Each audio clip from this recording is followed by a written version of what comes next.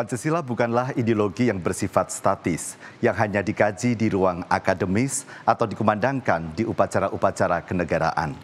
Pancasila bersifat dinamis yang semestinya menjadi landasan denyut nadi dalam kehidupan berbangsa dan bernegara sekaligus dalam setiap pengambilan kebijakan publik. Di tengah geopolitik dunia, bagaimana memastikan Pancasila menjadi kompas, penentu arah, bukan hanya penentu arah kebijakan politik, namun juga penjaga moral dalam kehidupan berbangsa dan mempengaruhi kebijakan dunia. Saya Firi Anggara, inilah Kita Bicara, karena diam bukan jawaban.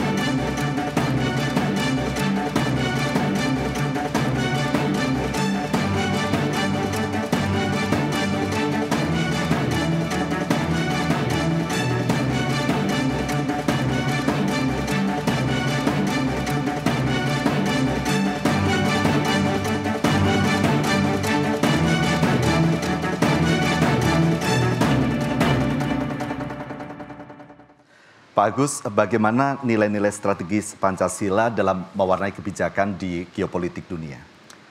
Saya ingin menggaungkan pengertian bahwa Pancasila itu tidak hanya warisan sejarah, tapi juga kompas geopolitik masa depan.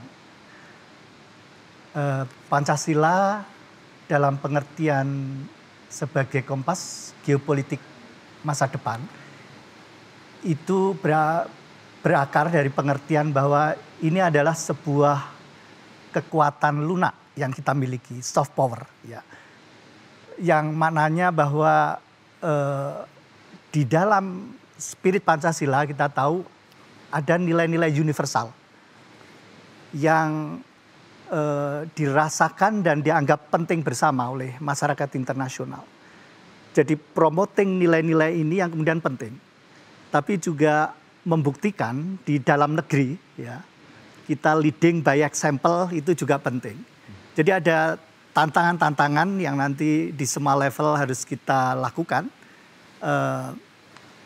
termasuk diplomasi, termasuk pembangunan masyarakat kita sendiri, dan juga edukasi, ya, pendidikan, dan berbagai hal yang ya, terkait dengan tantangan nyata seperti misalnya kita tahu ada isu-isu global yang dihadapi bersama, penjajahan manusia terhadap manusia lain masih terjadi, ya, Palestina, tantangan iklim global, ya, tantangan kesenjangan digital, segala macam, ya, dan sebagai sebuah nilai karena itu penting nanti misalnya dalam diplomasi kita memikirkan bagaimana Indonesia akan menjalankan peran. Karena Pancasila bukan hanya dasar negara sebenarnya, tapi sebuah tawaran peradaban. Pancasila bukan hanya kemudian milik Indonesia, tapi bisa menjadi sumbangan Indonesia untuk masyarakat dunia. Sudah sampai ke sanakah? Saya kira sebagai anggota masyarakat internasional kita punya standing position untuk itu. Dan sejarah juga membuktikan, saya kira juga ada presiden tahun 55 gitu ya. Ketika konferensi Bandung, ya, kita sangat diperhitungkan di dunia internasional. Juga dalam banyak relasi internasional, ya.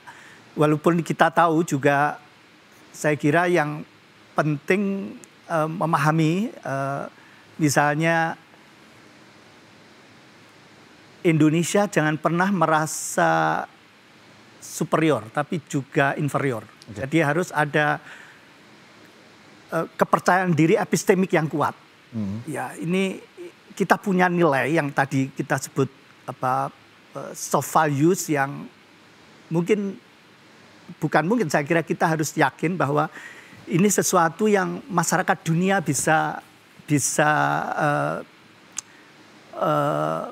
menjadi lebih baik kalau bisa kita dialogkan dengan mereka. Saya menggarisbawahi yang disampaikan Pak Agus tadi bahwa Pancasila bisa menjadi sumbangsih bagaimana kemudian menjadi kompas moral percaturan politik atau geopolitik di mata dunia. Tapi apakah kemudian semudah itu bangsa-bangsa lain menerima kehadiran Pancasila sebagai sebuah kompas untuk menata geopolitik global saat ini? Jadi ada situasi ya, misalnya saya kira di dalam sejarah kita melihat beragam pertentangan ideologi yang pernah terjadi ya, antara kekuatan fasis dengan kekuatan dalam perang dunia ya, antara sekutu dengan Axis power, tapi setelah itu juga kemudian perang dingin ya. Dan hari-hari ini juga kita melihat munculnya politik-politik populis ya, tantangan misalnya antara nasionalisme kanan yang ekstrim ya, yang misalnya kita tahu kecenderungan di sejumlah negara berpikir tentang apa yang terbaik bagi negaranya sendiri. Jadi tapi juga hal semacam ini kita lihat dalam sejumlah mungkin politisi kita sendiri ya.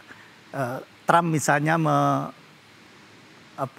mengembangkan kebijakan tarif yang kita tahu sangat kontroversial.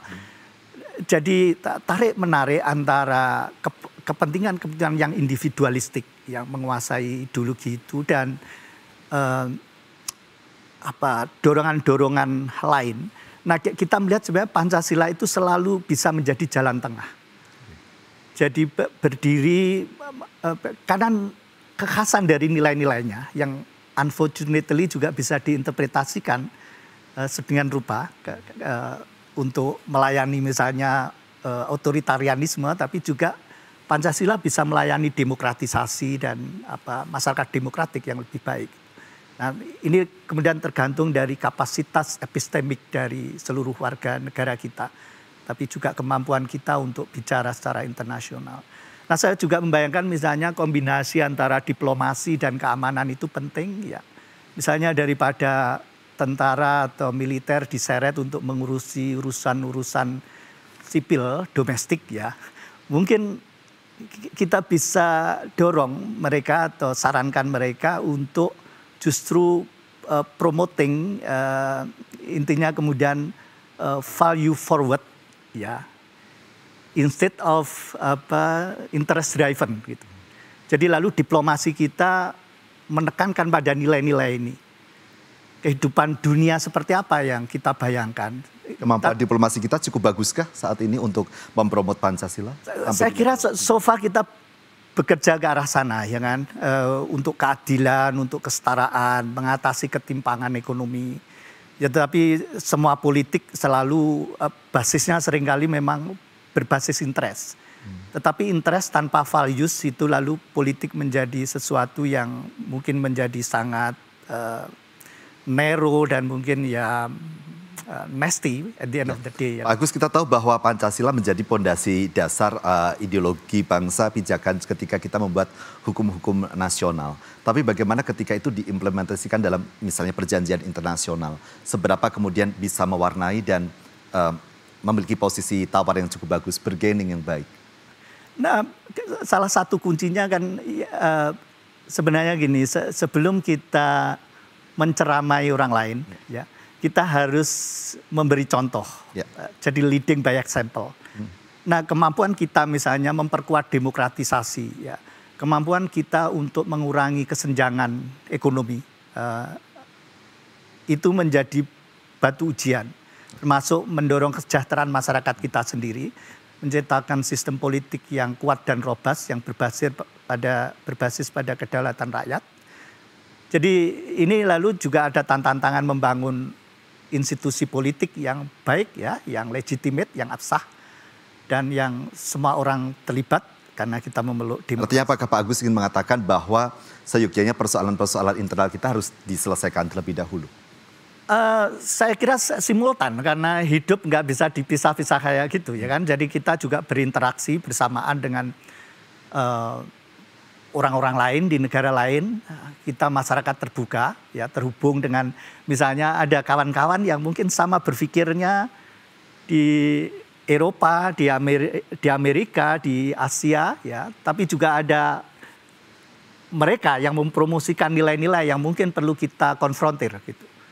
Ya, yang artinya juga kita nggak bicara identitas nasional melulu, walaupun nation state sebagai sebuah konsep penting ya dan mungkin akan terus bertahan, tapi juga tadi misalnya kalau membayangkan tatanan ekonomi dan pasar ini seperti apa dalam hubungannya dengan peran negara. Jadi ini kan pertanyaan-pertanyaan yang juga kemudian Pancasila bisa berperan di situ. Bahwa bagaimana sebenarnya kita membuka ruang diskusi yang dinamis dan mengaktualisasikan nilai Pancasila saat ini, Pak Agus? Sebenarnya misalnya gini, yang dimulai dulu dari sejarah kemerdekaan kita kan mengembangkan solidaritas dengan orang-orang senasib dan sama berpikirnya. Misalnya untuk mengatasi ketimpangan penindasan imperialisme ya. Tapi kemudian zaman berubah dan juga misalnya saya kira memperkuat ASEAN bisa dimulai, tapi bersamaan dengan itu juga apa yang ada existing sekarang misalnya ini juga pertanyaan yang perlu didiskusikan, gimana sikap kita dengan lembaga-lembaga multikultural yang ada sekarang ya. Apakah kita masih percaya pada misalnya ya Dewan misalnya fungsi-fungsi seperti IMF, World Bank dan sebagainya ya. Baik, terima kasih Pak Agus. Pak Agus Wasyudi, Ketua Pusat Studi Pancasila Universitas Gadjah Mada. Terima kasih. Terima kasih.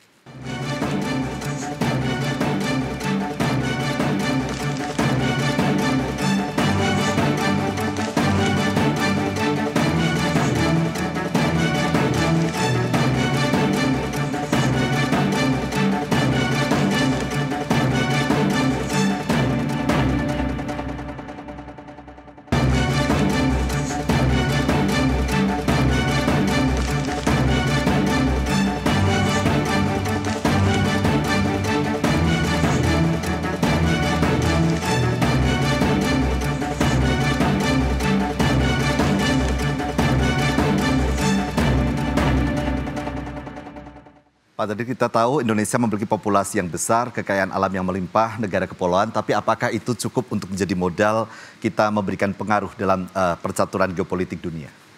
Terima kasih, Mas.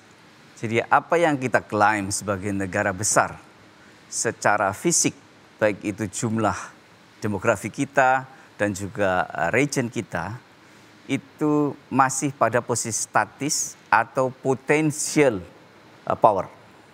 Dia belum menjadi actual power, yang itu dalam diplomasi internasional itu yang paling efektif adalah actual power. Jadi negara bisa small in size but so powerful meskipun dia negara kecil. Actual power itu konkretnya apa? Actual power, dia bisa secara ekonomi, bisa military dan teknologi, bisa juga scientific achievementnya. Dan juga dia bisa menunjukkan kalau dia punya good governance yang bagus. Karena sekarang yang namanya the source of national power, sumber-sumber kekuatan nasional yang bisa mempengaruhi diplomasi kita, itu tidak hanya sesuatu yang sifatnya istilahnya itu hard power. Tidak hanya ekonomi, militer, sains, tetapi juga ada yang namanya, tadi singgung sempat soft power, yaitu bagaimana kita itu bisa menunjukkan kepada dunia bahwa kita berhasil mengurus negara kita, ekonominya, dan juga secara quote and quote norma kemanusiaannya. Jadi kita masih memiliki tantangan PR dalam actual power ini? Ya, tantangan kita pada domestik, kita punya tantangan yang serius, yang terutama dalam kaitannya dengan demokratisasi, kemudian indeks corruption kita, dan juga hal-hal yang terkait dengan hak asasi manusia. Jadi ini masih tantangan. Tidak mungkin kita bisa ceramah di Senat seperti Bung Karno zaman dulu kalau kita punya beban yang berat di dalam negeri. Nah, jadi ini bagaimana kita mengurus dalam negeri itu dalam politik internasional itu nanti akan menjadi kelanjutan politik internasional kita. Jika kita carut-marut di dalam, tidak akan ada orang mau dengar kita. Jadi posisi Indonesia dalam geopolitik dunia saat ini seperti apa sebenarnya? Saat ini kita berada di middle power. Middle power. We are not yang top power, bukan. Itu ada negara-negara macam China, Rusia, ada Amerika. Tapi kita bukan juga yang powerless gitu. Kita di middle power. Untuk ASEAN kita powerful. Jadi kita boleh GR lah gitu. Untuk ASEAN atau Pacific Rim kita cukup powerful. Tapi kalau sudah keluar ASEAN nanti grafiknya akan menurun seperti ini. Ya. Sehingga makin jauh dari epicentrum Jakarta, kita pengaruhnya turun. Ya, kita tidak bisa secara efektif punya agenda-agenda terhadap misalnya perdamaian Palestina, kemudian Ukraina. Itu kita sudah berada di ring yang kita tidak powerful. Sebab kita berada di middle power saja. Gitu. Apa kerugian ketika kita berada di middle power tersebut? Ya, middle power itu bagusnya kita punya potensi untuk berkomunikasi dengan semua kekuatan-kekuatan besar dengan kekuatan negosiasi kita. Tetapi kelemahannya kita tidak bisa punya agenda precise yang made in kita. Gitu. Jadi misalnya kita punya inisiatif untuk mendamaikan yang di Indonesia itu kadang-kadang kan seolah-olah kalau kita ngomong dalam negeri, seolah-olah Indonesia bisa mendamaikan Israel Palestina dengan menggalang kekuatan Timur Tengah. Itu tidak mungkin kita lakukan. Kenapa? Karena kita di titik itu kita sudah berada di tidak influential kita, dari middle power. Jadi kita tidak bisa punya agenda yang serius. Misalnya kita punya inisiasi perdamaian di Ukraina gitu. Itu kita tidak punya kemampuan untuk itu. Ya. Tetapi kita mendorong ke arah sana bisa. Gitu. Yang membuat sebuah negara kemudian bisa menjadi top power tadi yang disebutkan. Bagaimana kemudian kepercayaan itu dibangun? Apakah dari performa misalnya kesejahteraannya kah? Alutsista yang dimiliki kah? Atau kebijakan-kebijakan luar negeri yang kemudian lebih strategis kah? Ya, jadi secara tradisional itu kita diajari di hubungan internasional itu ada yang namanya the element of national power. Jadi itu ada elemen-elemen kasat mata yang harus dicapai dulu supaya orang bisa efektif. Dan founding father kita 100% memahami itu. Jadi kita bisa buktikan bagaimana pembukaan undang-undang dasar disusun secara rapi, sistematis dan tidak bisa dibolak-balik logikanya.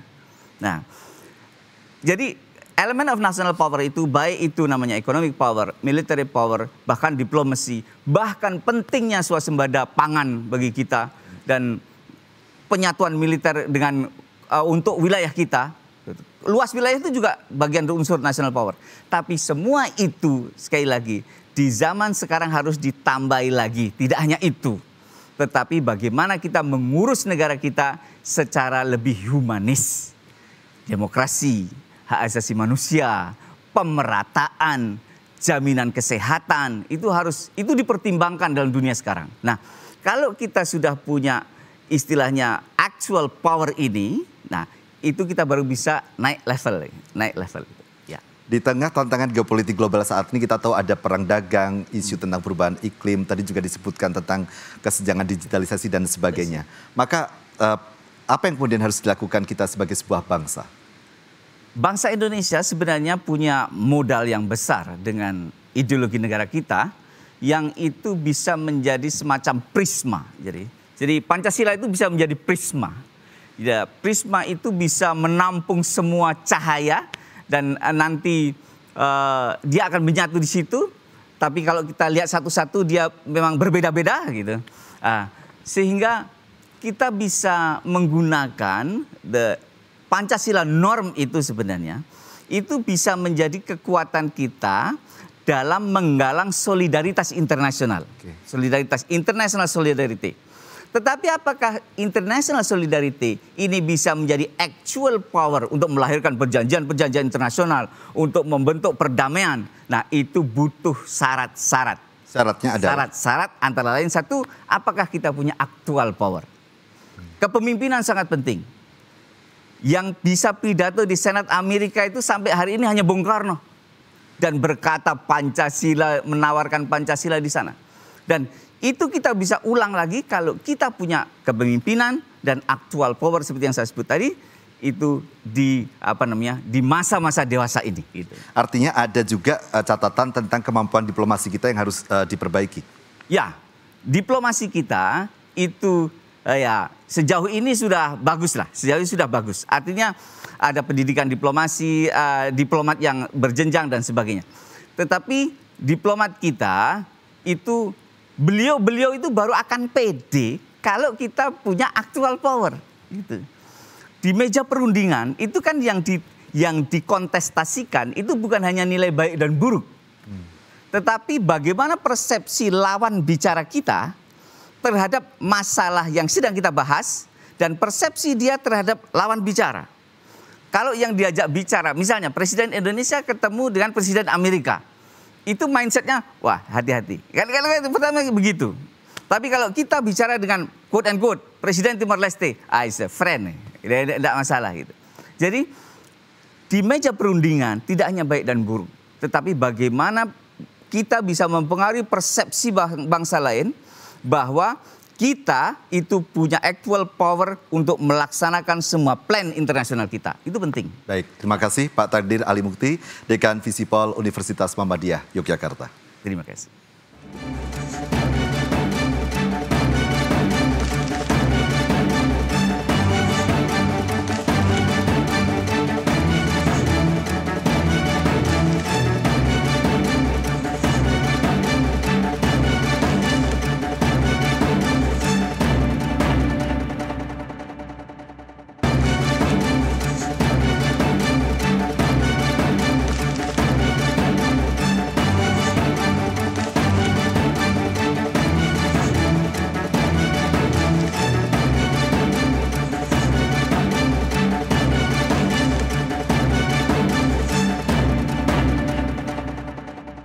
Jadi Mas Lukas, secara konkret bagaimana kita mengejawantahkan nilai-nilai Pancasila dalam pengambilan atau strategi kebijakan nasional yang kita harapkan mewarnai kebijakan global? Ya, baik, Pancasila itu sebenarnya itu harus menjadi nilai yang implementatif gitu ya. Tetapi memang Pancasila itu secara esensial itu adalah ideologi yang terbuka. Jadi bebas digunakan oleh masyarakat dan pemerintah sebagai identitas apapun gitu ya. Nah, akan menjadi efektif sebagai kebijakan negara apabila itu bukan hanya sebagai uniform, hanya sebagai seragam, hanya sebagai simbol gitu ya, bahwa kita punya values ini, tetapi dalam penerapannya itu merugikan, itu korusif ya, dengan mungkin kebijakan implementasi pengalokasian dana yang kurang begitu efektif dan tidak sesuai dengan target dan sebagainya. Jadi Pancasila yang sebagai esensi itu adalah sebuah ideologi yang bebas digunakan ya, karena pada dasarnya kan Pancasila itu sejarahnya untuk menandakan bahwa kita adalah negara yang sudah merdeka. Jadi dalam undang-undang pembukaan itu ada bulir-bulir Pancasila itu. Nah itu berarti bahwa Pancasila itu sama dengan kemerdekaan, dan kemerdekaan itu kita bisa menggunakannya itu dengan bijaksana apa tidak. Nah itu juga termasuk dalam kebijakan publik. Ya. Artinya secara konkret bagaimana menjelaskan dan kita mengimplementasikan nilai-nilai Pancasila ini agar menjadi sebuah implementasi yang inklusif, cair, dan kontekstual. Baik. Kita bisa belajar dari 40 tahun ya. 40 tahun Pancasila itu hanya digunakan sebagai alat politik ya, zaman Orde Baru. Kita mempunyai, saya berani mengatakan ini karena kita pernah melalui zaman reformasi yang menandakan bahwa kita belajar dari 40 tahun itu, kita sudah ada di tahap reformasi ini. Yang berarti bahwa Pancasila secara implementatif itu bukan hanya sebagai political tool gitu ya, untuk menghancurkan itu yang melawan politik pemerintah zaman itu. Nah, karena itu, untuk menandakan bahwa kita sudah ada di zaman reformasi ini, kalau saran saya adalah pendidikan ya, pendidikan dari zaman dini tetap dilanjutkan, bahwa Pancasila itu bagaimana penerapannya dalam konteks pendidikan SD misalnya sampai SMP.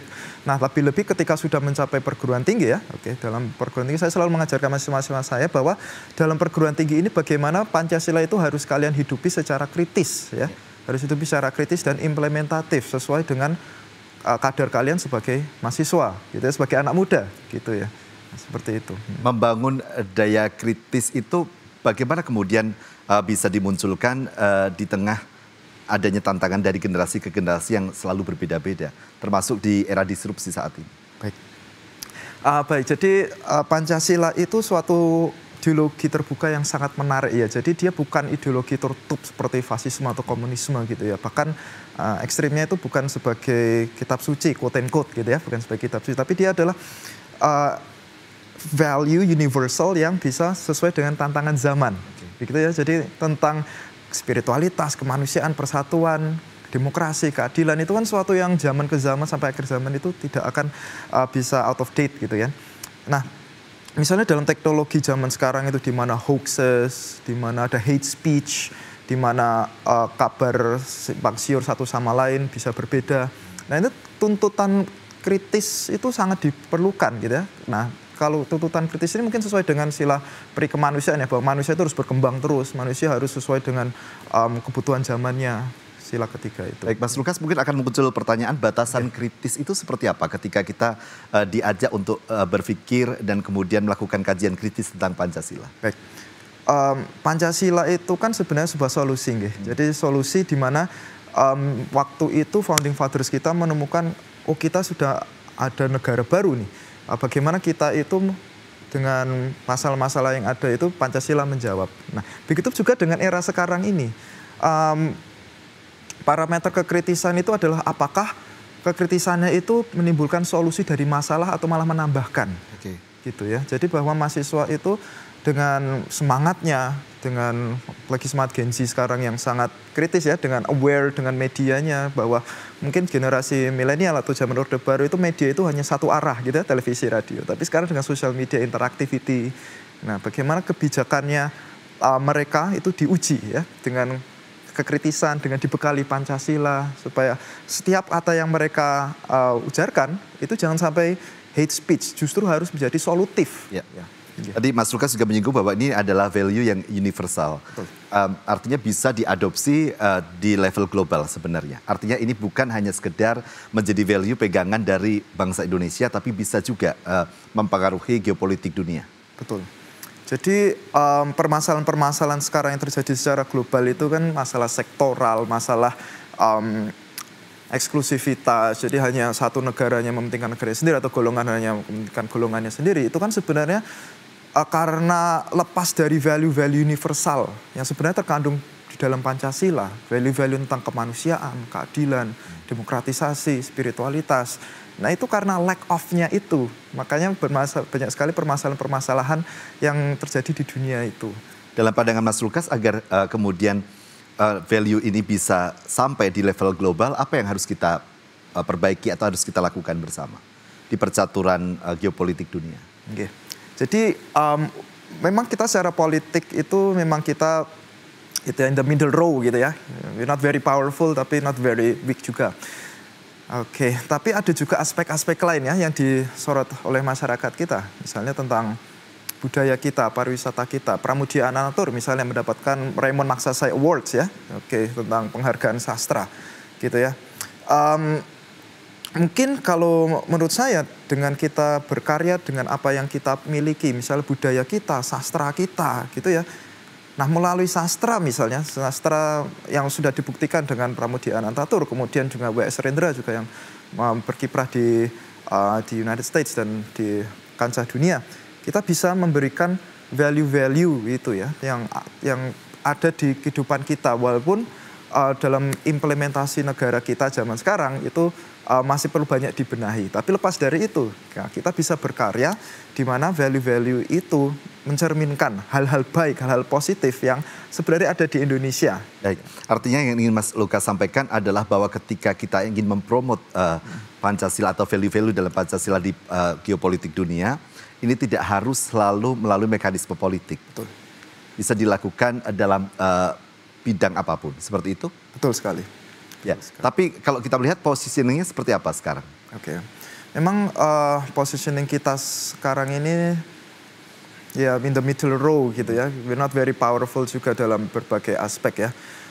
Oke, tetapi bahwa kita itu mempunyai bargaining price karena kita secara geopolitik itu cukup netral gitu ya. Kita tidak punya Dan itu kekuatan kita. Dan itu kekuatan kita, netralitas kita. Kita tidak ada konflik secara militer dengan negara tetangga, apalagi negara-negara dunia begitu ya, negara global dunia gitu ya. Itu menjadi kekuatan bagi kita untuk menunjukkan bahwa ini loh values yang kami hidupi selama ini, walaupun secara implementatif at home di dalam rumah itu tidak sempurna. Begitu. Artinya ketika kita memilih netralitas, bebas aktif dalam pilihan-pilihan sikap politik, itu justru menjadi kekuatan meskipun di beberapa hal tetap ada catatan bagaimana kemudian performa kita di panggung internasional. Betul sekali. Jadi baik. Terima kasih Mas Lukas Hinggara Nandamai, pengamat Pancasila Universitas Sanata Dharma Yogyakarta.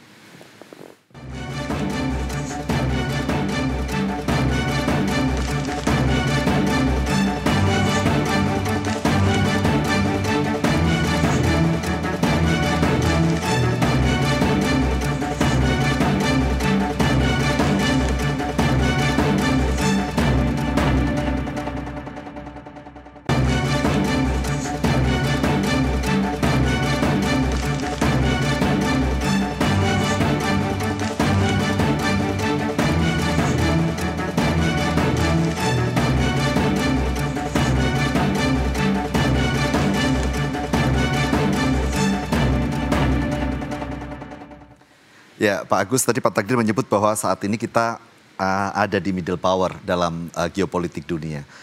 Optimisme apa yang bisa kita bangun ketika kita berada di middle power untuk kemudian mempromot Pancasila dan value-value yang ada di dalamnya, sehingga mempengaruhi kebijakan geopolitik global? Ya, jadi pengertian power atau kekuasaan itu kalau di zaman sekarang, ini bukan sesuatu yang dimiliki seseorang atau dimiliki institusi, termasuk negara ya.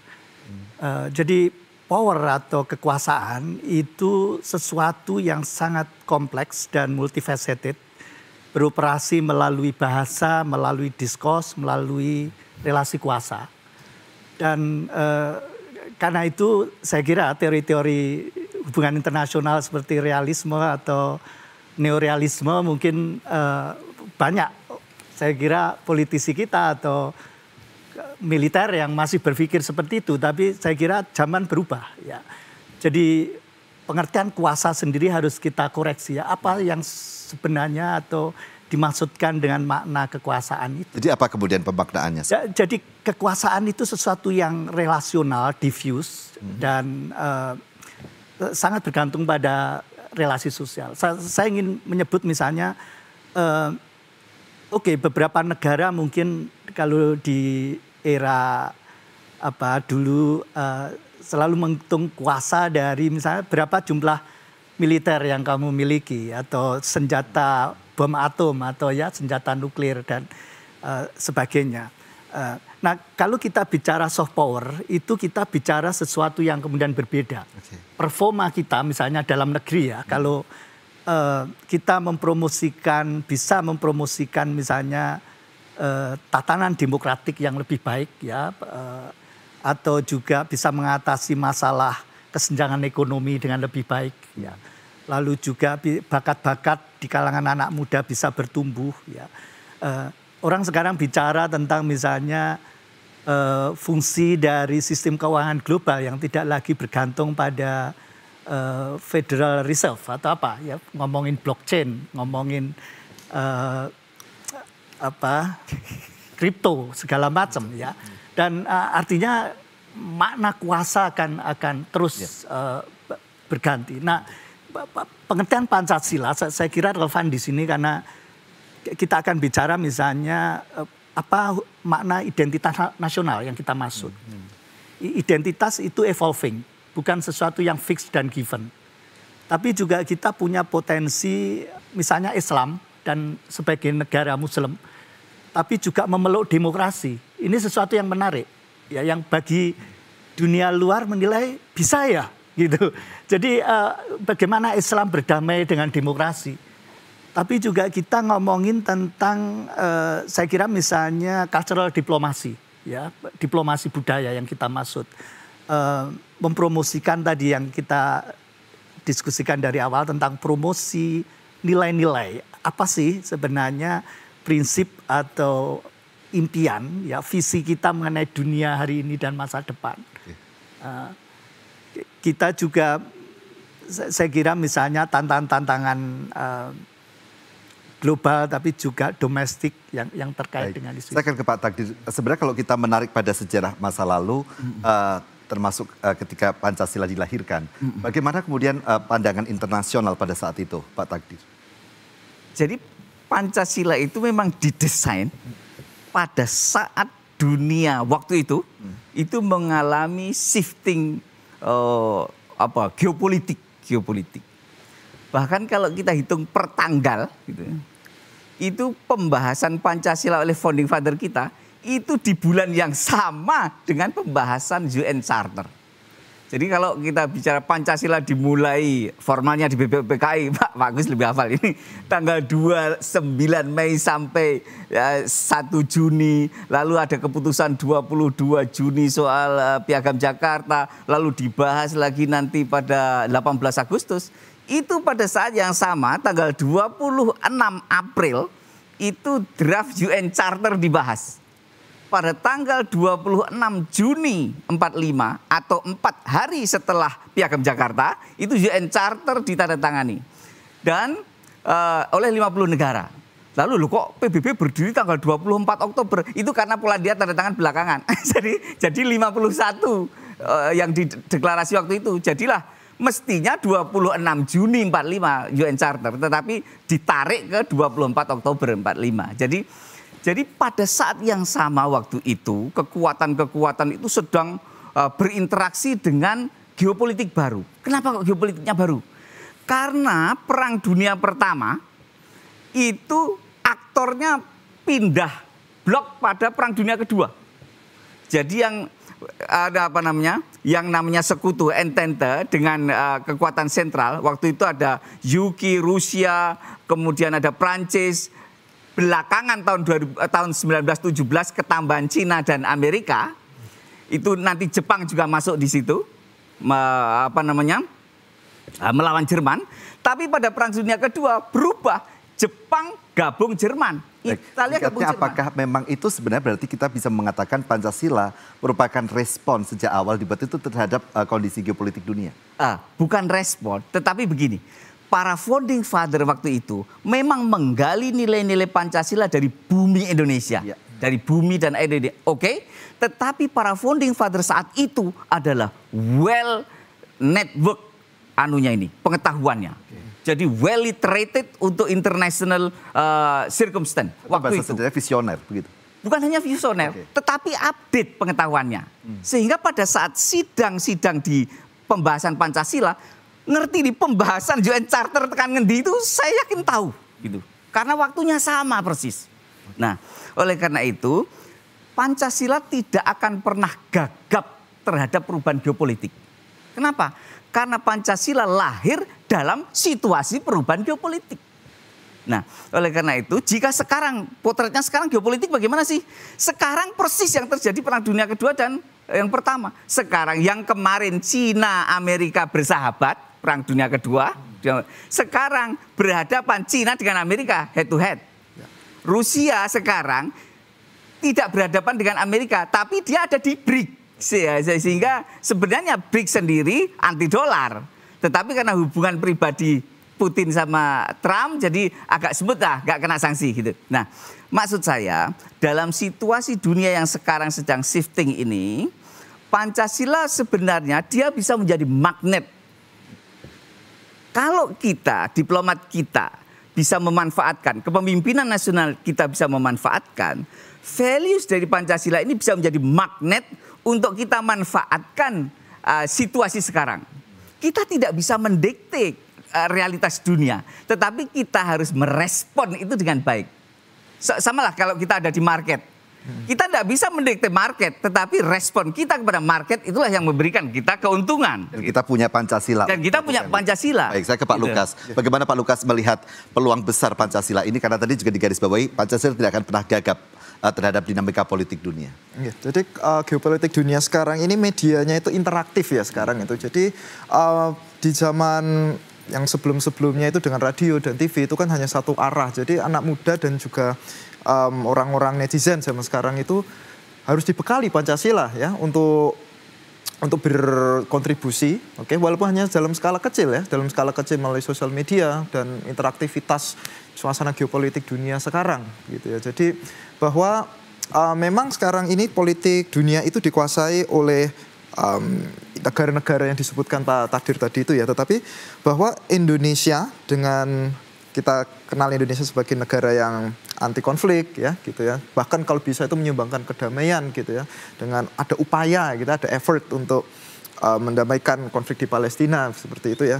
Jadi mungkin dari sinilah identitas kita, oke, bahkan hanya dari skala kecil melalui sosial media, dari kiprah kita di dunia internasional dan lain sebagainya, itu bisa menjadi citra bahwa inilah Indonesia, kita mempunyai Pancasila, bahwa negara kita itu cinta damai, negara kita itu menjunjung tinggi kemanusiaan, dan untuk situasi internal kita, politik kita, nah kami juga sedang berbenah untuk hal itu. Ya, Pak Agus, saya ingin menggarisbawahi tadi apa yang disampaikan Pak Tadir, menarik sekali bahwa founding father kita melihat atau membuat Pancasila ini dengan tidak mengesampingkan isu-isu di geopolitik dunia pada saat itu.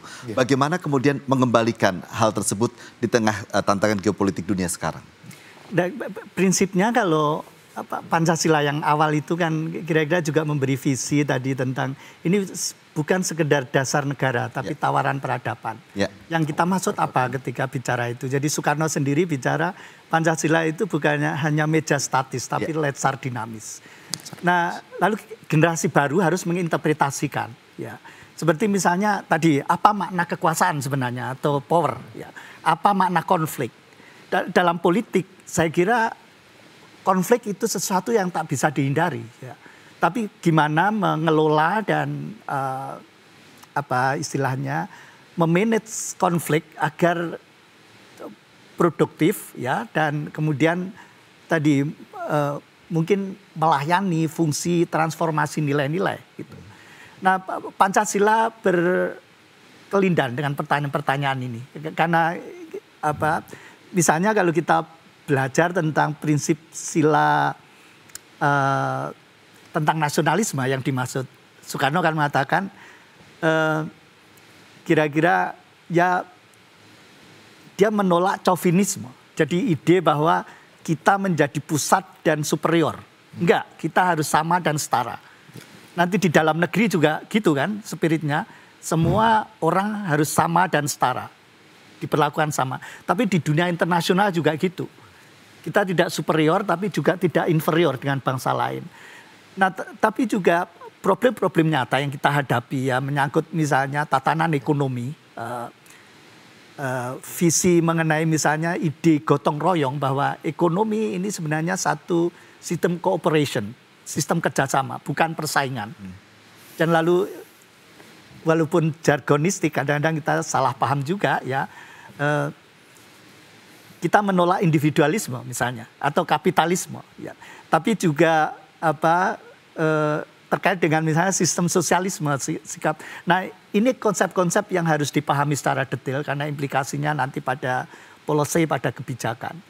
Nah, jadi ada banyak pertanyaan ya yang terkait sebenarnya dengan saya kira hari-hari ini gimana membuat Pancasila ini relevan apalagi di level dunia yang ya kalau misalnya ngomongin gimana sih cara Indonesia berhasil mengelola keragaman dan kemajemukan dalam persatuan. Banyak bangsa saya kira melihat Indonesia berhasil dan itu keunggulan. Exactly, ya tentu ada rahasia di balik ini. Dan apakah Pancasila menjelaskan ini? Itu yang kemudian kita artikulasikan. Dan saya kira ini fungsi diplomasi dan sebagainya yang kemudian bisa menjadi apa ya istilahnya mungkin mereka yang berada di garda terdepan untuk mempromosikan ini. Baik, karena Pak Tagdi tadi sempat menyinggung tantangan geopolitik dunia saat ini termasuk perang dagang dan sebagainya.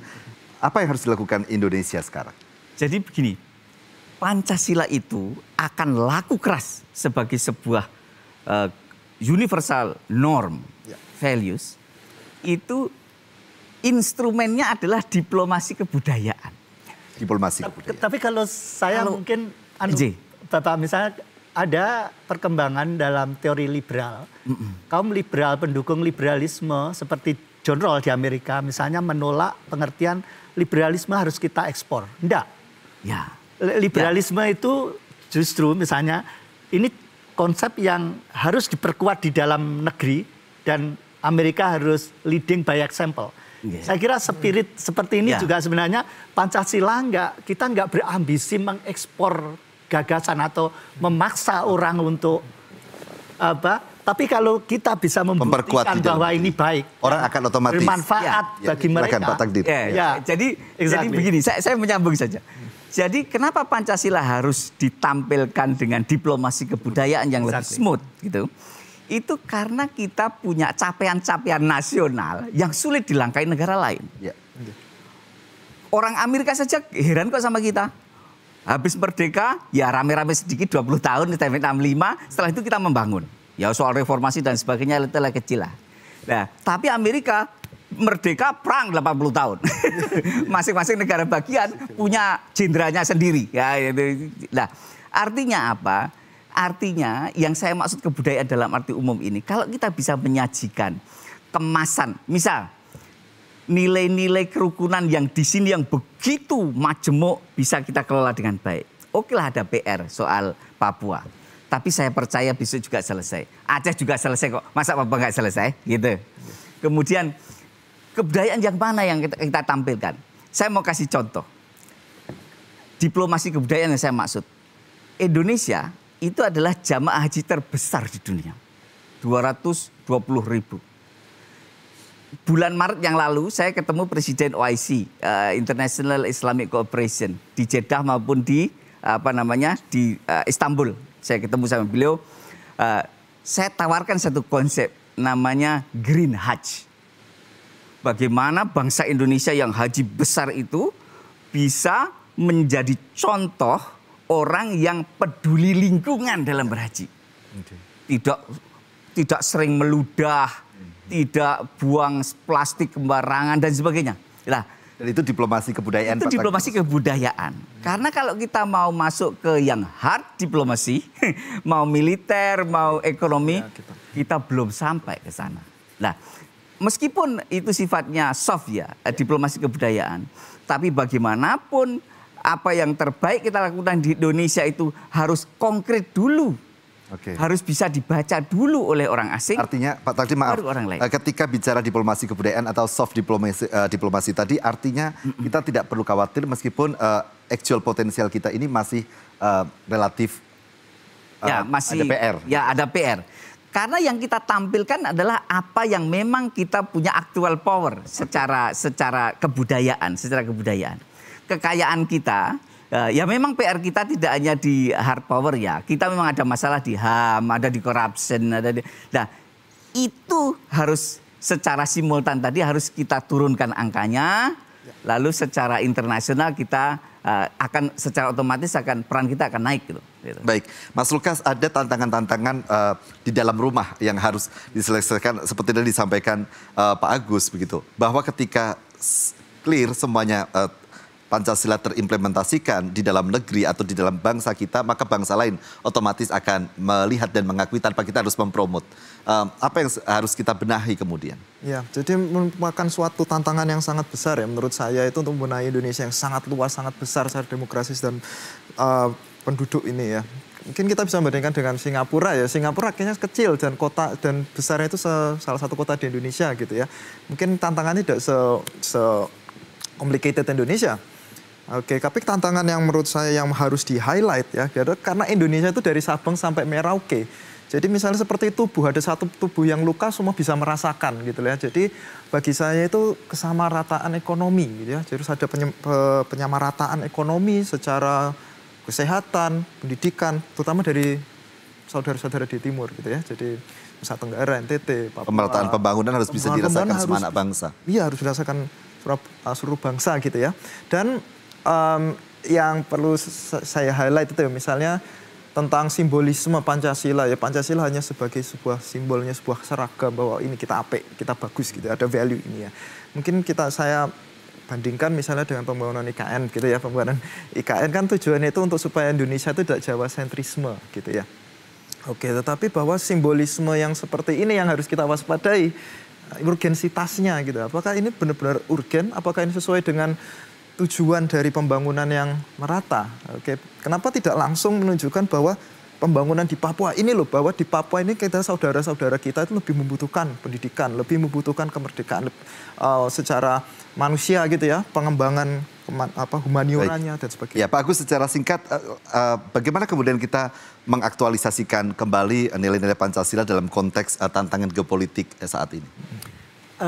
Saya kira ini ya kesempatan, ini momen yang menentukan, sebuah zaman yang saya kira juga misalnya kemunculan generasi baru yang juga sedang atau tengah belajar sebenarnya makna hidup bersama dan sistem kerjasama yang paling baik dan tepat, what is good and right society seperti apa itu. Saya kira ini kesempatan, dan pengembangan Pancasila itu justru harus mengundang kemungkinan munculnya beragam imajinasi tentang tatanan masyarakat yang baik. Jadi lalu kita harus paling enggak mungkin belajar dari pengalaman lama. Pancasila jangan hanya didominasi tafsirnya oleh satu kekuasaan. Dan kita harus membuka peluang bagi banyak masyarakat untuk terus mendiskusikan Pancasila. Bukan hanya kampus, tapi juga pemerintah, termasuk masyarakat sipil. Karena disitulah sebenarnya kemudian kita memperkenalkan nilai-nilai yang dinamis. Ya. Pak Agus, terima kasih. Mas Lukas, Pak Tagli, terima kasih telah hadir bersama kami. Saya akhiri Kita Bicara sampai di sini dan kembali menjumpai Anda di Kita Bicara berikutnya. Kita bicara karena diam bukan jawaban. Terima kasih.